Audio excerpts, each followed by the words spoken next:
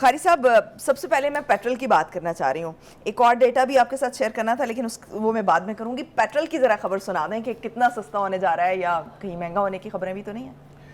دیکھیے، پہلی بات تو یہ ہے کہ پیٹرول کی قیمتیں جو ہیں جو آج طے ہوتی ہیں اس کا ایفیکٹ جو ہے 3 مہینے کے بعد آتا ہے. یہ یاد رکھیں آپ، اس لیے کہ پچھلے جو سودے ہوئے ہیں اس کے مطابق آپ کو سپلائز جاری رہتی ہیں.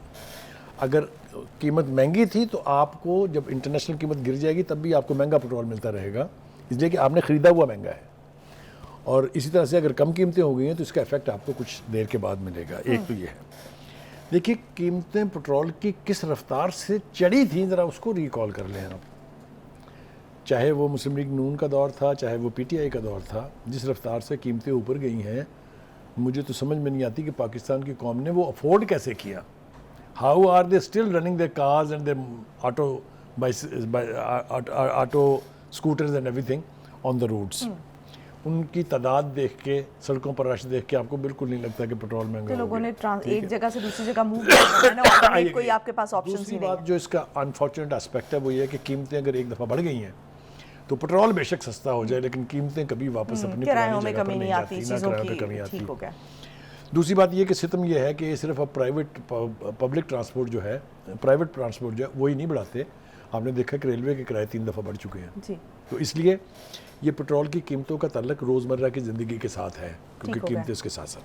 تو ابھی کمی ہونے جا رہی ہے یا بڑھنے کی؟ ابھی جو اشارہ ہمیں مل رہا ہے وہ تو یہ ہے کہ کمی ہونے جا رہی ہے اور اللہ کرے کہ ایسا ہی ہو. کیونکہ پچھلی دفعہ ہمیں کہا گیا تھا کہ 8 سے 10 روپے 16 سے 18 روپے آپ نے خود کہا تھا لیکن 2 روپے ہوئی تھی. لیکن وہ 2 روپے ہوئی تھی. اللہ کرے اس دفعہ ایسا نہ ہو کیونکہ ایک دفعہ دھوکہ کھا چکے ہیں ہم، تو دوبارہ نہ کھائیں. پیٹرول کی قیمتیں کم ہونی چاہیے اس لیے کہ اس کا تعلق ہماری روزمرہ کی زندگی سے ہے. آپ یہ دیکھیں نا کہ تیل کی قیمت بڑھے اور آلو کی قیمت بڑھ گئی. اب بتائیں وہ آلو تیل کھاتا ہے لیکن چونکہ ٹیوب ویل چل رہے ہیں، ٹرانسپورٹ چل رہی ہیں تو افیکٹ تو ہوتی ہیں. میرا خیال یہ ہے کہ ہم صرف اس توقع کے ساتھ یہ بات یہاں ختم کر سکتے ہیں کہ اللہ کرے کہ پاکستان کی قوم جو ہے اور پاکستان کے عوام جو ہیں ان کے لیے کوئی بہتری آئے صورتحال میں. اس لیے کہ ہمارے ہاں جس رفتار سے مہنگائی بڑھی ہے اس رفتار سے نہ ہماری پر کیپٹا انکم بڑھی ہے نہ ہماری تنخواہیں بڑھی ہیں. اعلانات بہت ہوئے ہیں لیکن اس کے اوپر عمل درآمد جو ہے وہ ابھی 40% بھی نہیں ہوا ہے. یہ میں ذمہ داری سے کہہ رہا ہوں آپ کو. تو یہ جو ریشو ہوتی ہے پوری دنیا میں قیمتوں کی، جو مہنگائی ہے، انفلیشن اور انکم، یہ دونوں کو میری کر کے طے ہوتی ہیں. لیکن ہمارے ہاں ایسا چونکہ کوئی رواج نہیں ہے. بخاری صاحب، کتنے روپے کم ہونے جا رہا ہے آپ نے بتایا؟ دیکھیے، جو اشارہ ہے وہ یہ کہ پیٹرول کی قیمت 7 روپے کم ہوگی اور ڈیزل کی قیمت 6 روپے کم ہوگی.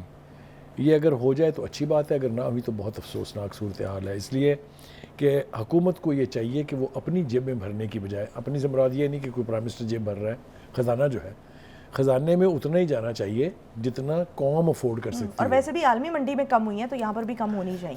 ہمیں توقع یہ ہے کہ یہ کم ہوگی. اب دوسرا موضوع جس کو آپ نے گول کرنے کی کوشش کی ہے وہ بھی اپنی نوعیت کے اعتبار سے اس لیے اہم ہے کہ تھوڑا سا اس میں ماتم کرنے کا جواز موجود ہے. اور وہ ماتم اس لیے کر رہے ہیں کہ جو ورلڈ آف اسٹیٹکس ہے اس نے تو ہمیں کہہ دیا کہ جی ہم جو ہیں وہ سب سے سستا ترین ملک ہے. لیکن میرے خیال سے ان کا گراؤنڈ ریالٹیز سے شاید کوئی تعلق نہیں ہے. انہوں نے بیس بنایا یہ کہ یہاں پر ہمارے جو اکاموڈیشن ہے یعنی رہنے کی جگہ جو ہے وہ بہت سستی ہے. But is that the only thing? آپ انفلیشن کا حال دیکھیں. غریب آدمی جو ہے وہ اپنا بجٹ نہیں بنا سکتا ہے. ہماری پر کیپٹا انکم کہاں کس لیول تک پہنچ گئی ہے ڈاؤن ورڈز. یہ سارا کچھ دیکھنے کے بعد اگر وہ یہ فیصلہ کرتے تو میں سمجھتا کہ شاید اس میں کوئی جان ہے. یہ ہمیں انہوں نے دنیا میں سستا ترین قرار تو دے دیا ہے لیکن صرف گھر میں رہنے سے اگر ملک جو ہے اس کی مہنگائی ختم ہو سکتی ہے تو پھر اور کیا چاہیے. کیونکہ ہمارے پاس اتنی اپرچونیٹیز نہیں ہے، ہمارے پاس اتنے ریسورسز نہیں ہے کہ جن کو استعمال کیا جا سکے. اور پھر بے روزگاری بڑھتی جا رہی ہے اور مہنگائی بھی بڑھتی جا رہی ہے. کس کی ذمہ داری ہے یہ سب کچھ کرنے کی؟ حکومتوں کو چاہیے نا کہ وہ اس to live with this reputation کہ ہم سستے ترین ملک ہیں، اس کو کوالیفائی کریں نا، اس کو ایسا ثابت کریں کہ ہاں واقعی ہم ہر اعتبار سے سستے ہیں. ہمارے ہاں کھانے سستے ہیں، ہمارے ہاں فیسیلیٹیشن سستی ہے، ہمارے ہاں جو یوٹیلٹی بلز ہیں وہ ود ان دا رینج ہیں، ہمارے ہاں جو آپ کو زندگی میں خوشی لانے کے لیے جن ایلیمنٹس کی ضرورت ہوتی ہے وہ اپروچیبل ہیں. تو تبھی جا کے آپ طے کریں گے نا کہ ملک سستا ہے یا مہنگا ہے. یعنی آمدنی جو ہے وہ بڑا امپورٹنٹ فیکٹر ہوتی ہے کہ جتنی آمدنی ہوگی وہ اس لحاظ سے وہ پھر طے ہوگا. مگر بدقسمتی کی بات یہ ہے کہ ہمارے ہاں ہمارے جو لیڈرشپ ہے وہ ایک عام آدمی کو امپاور کرنے کے بجائے اس کے مالی حالات بہتر کرنے کی بجائے اپنی مالی حالت بہتر کرتے رہتے ہیں اور ہمارے عوام جو ہیں وہ ترستے رہتے ہیں. یہ سلسلہ جب تک جاری رہے گا ہم اسی طریقے سے سسکتے مرتے اور جیتے رہیں گے. ان اسٹیٹسٹکس سے ہمارے ایک عام آدمی کا پیٹ نہیں بھرتا ہے, اس کے لیے اس میں کچھ بھی نہیں تو ہے. بخاری صاحب بھارت کو انہوں نے تیسرے نمبر پر رکھا ہے اور جو نائجیریا, لیبیا, شام اور کینیا جیسے ممالک کو بھی رہائش کے اعتبار سے پاکستان کے مقابلے میں مہنگا قرار دیا دیکھیں میں نے پھر کہا اور میں پھر کہہ رہا ہوں بار بار کہ صرف رہائش سے زندگی پرسکون نہیں ہوتی ہے. آپ ذرا یہ دیکھیں انفلیشن کا کیا حال ہے انڈیا میں. ہمارے مقابلے میں سبزیاں وہاں سستی ہیں, ہمارے مقابلے میں ایٹیبلز جتنی بھی ہیں وہ سستی ہیں. آپ کمپیریزن کر کے دیکھ لیں کہ آپ یہ جو انٹرنیشنل جو فرینچائزز ہیں اس کی قیمت کا موازنہ کر کے دیکھ لیں, آپ کو پتہ چل جائے گا. آپ کو پتہ چل گا میڈیسن کا تو اتنا خوفناک فرق ہے کہ شرم آتی ہے یہ محسوس کر کے کہ جو گولی وہاں پر ابھی بھی 1 روپے سے کم پر ہے وہ یہاں ہمارے ہاں 100 روپے کی مل رہی ہے. جو لائف سیونگ میڈیسنز وہاں ایک عام آدمی کی اپروچ میں ہے وہ یہاں ہمارے ہاں لگژری آئٹمز میں شمار ہوتی ہے. That is what speaks the truth. کیونکہ 400% تو ایک دفعہ میں بڑھا دی جاتی ہے جو میڈیسن کی جو اور جنہوں نے بڑھائی ہوتی ہے ان کو کوئی پوچھتا بھی نہیں ہے. تو اس کے لیے کیا کیا جانا چاہیے بخاری صاحب؟ ایک مطلب عام عوام جو ہے وہ اس کے لیے ایک ون لائنر مجھے ذرا بتائیں کہ اس کا سلوشن کیا ہے؟ Accountability in the real sense of the word. خطرناک بات کی آپ نے بخاری جی صاحب. میں نے اس لیے کی ہے کہ مجھے اچھی طرح سے یاد ہے کہ پی ٹی آئی کے دور میں جو اس وقت کے ہیلتھ منسٹر تھے کتنا بڑا سکینڈل ان کے گلے تھا. پھر اکاؤنٹیبلٹی بھی تو ہر انسان اپنے حساب سے کرتا ہے نا بخاری صاحب. اصل مسئلہ یہ ہے کہ لیکن درست جو ہے وہ اکاؤنٹیبلٹی ہونا بہت ضروری ہے. کہ حکومت کو یہ چاہیے کہ وہ اپنی جیب میں بھرنے کی بجائے, اپنی سے مراد یہ نہیں کہ کوئی پرائم منسٹر جیب بھر رہا ہے, خزانہ جو ہے خزانے میں اتنا ہی جانا چاہیے جتنا قوم افورڈ کر سکتی ہے. اور ویسے بھی عالمی منڈی میں کم ہوئی ہیں تو یہاں پر بھی کم ہونی چاہیے. ہمیں توقع یہ ہے کہ یہ کم ہوں گی. اب دوسرا موضوع جس کو آپ نے گول کرنے کی کوشش کی ہے وہ بھی اپنی نوعیت کے اعتبار سے اس لیے اہم ہے کہ تھوڑا سا اس میں ماتم کرنے کا جواز موجود ہے. اور وہ ماتم اس لیے کر رہے ہیں کہ جو ورلڈ آف اسٹیٹکس ہے اس نے تو ہمیں کہہ دیا کہ جی ہم جو ہیں وہ سب سے سستا ترین ملک ہے, لیکن میرے خیال سے ان کا گراؤنڈ ریالٹیز سے شاید کوئی تعلق نہیں ہے. انہوں نے بیس بنایا یہ کہ یہاں پر ہمارے جو اکاموڈیشن ہے یعنی رہنے کی جگہ جو ہے وہ بہت سستی ہے. But is that the only thing? آپ انفلیشن کا حال دیکھیں, غریب آدمی جو ہے وہ اپنا بجٹ نہیں بنا سکتا ہے. ہماری پر کیپٹا انکم کہاں کس لیول تک پہنچ گئی ہوئی ہے ڈاؤن ورڈز. یہ سارا کچھ دیکھنے کے بعد اگر وہ یہ فیصلہ کرتے تو میں سمجھتا کہ شاید اس میں کوئی جان ہے.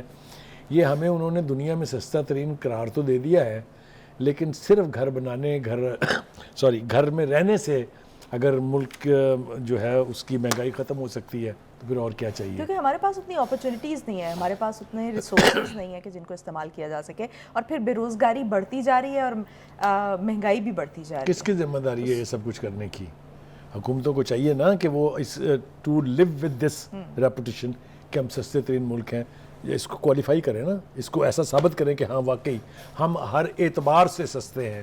ہمارے ہاں کھانے سستے ہیں, ہمارے ہاں فیسیلیٹیشن سستی ہے, ہمارے ہاں جو یوٹیلٹی بلز ہیں وہ ود ان دا رینج ہیں, ہمارے ہاں جو آپ کو زندگی میں خوشی لانے کے لیے جن ایلیمنٹس کی ضرورت ہوتی ہے وہ اپروچیبل ہیں.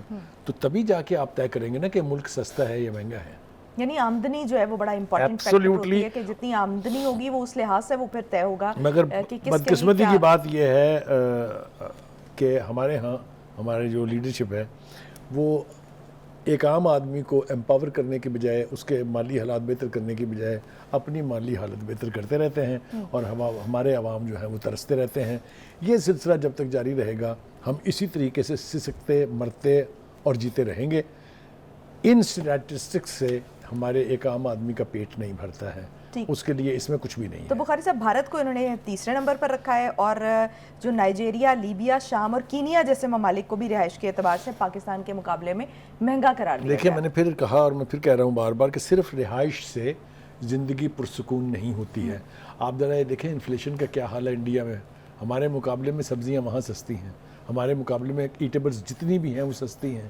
آپ کمپیریزن کر کے دیکھ لیں کہ آپ یہ جو انٹرنیشنل جو فرینچائزز ہیں اس کی قیمت کا موازنہ کر کے دیکھ لیں, آپ کو پتہ چل جائے گا. آپ کو پتہ چل گا میڈیسن کا تو اتنا خوفناک فرق ہے کہ شرم آتی ہے یہ محسوس کر کے کہ جو گولی وہاں پر ابھی بھی 1 روپے سے کم پر ہے وہ یہاں ہمارے ہاں 100 روپے کی مل رہی ہے. جو لائف سیونگ میڈیسنز وہاں ایک عام آدمی کی اپروچ میں ہے وہ یہاں ہمارے ہاں لگژری آئٹمز میں شمار ہوتی ہے. That is what speaks the truth. کیونکہ 400% تو ایک دفعہ میں بڑھا دی جاتی ہے جو میڈیسن کی جو اور جنہوں نے بڑھائی ہوتی ہے ان کو کوئی پوچھتا بھی نہیں ہے. تو اس کے لیے کیا کیا جانا چاہیے بخاری صاحب؟ ایک مطلب عام عوام جو ہے وہ اس کے لیے ایک ون لائنر مجھے ذرا بتائیں کہ اس کا سولوشن کیا ہے؟ Accountability in the real sense of the word. خطرناک بات کی آپ نے بخاری جی صاحب. میں نے اس لیے کی ہے کہ مجھے اچھی طرح سے یاد ہے کہ پی ٹی آئی کے دور میں جو اس وقت کے ہیلتھ منسٹر تھے کتنا بڑا اسکینڈل ان کے گلے تھا. پھر اکاؤنٹیبلٹی بھی تو ہر انسان اپنے حساب سے کرتا ہے نا بخاری صاحب. اصل مسئلہ یہ ہے کہ لیکن درست جو ہے وہ اکاؤنٹیبلٹی ہونا بہت ضروری ہے.